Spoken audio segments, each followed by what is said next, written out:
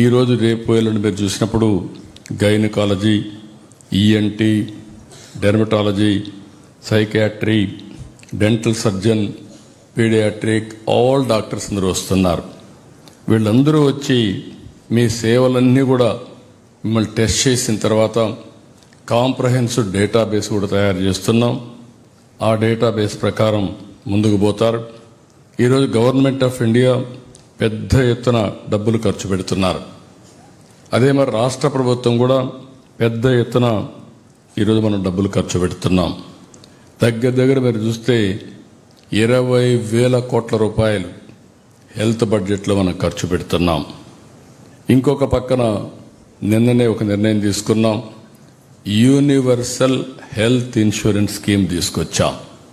రాష్ట్రంలో ఉండే ప్రతి ఒక్కరికి కూడా 2,50,000 వరకు ఇన్సూరెన్స్ ఇప్పించే బాధ్యత, చిన్న పెద్ద అని తారతమ్యం లేకుండా అందరికీ ఇన్సూరెన్స్ ఇచ్చే బాధ్యత ఈ ప్రభుత్వం తీసుకుంటున్నాం.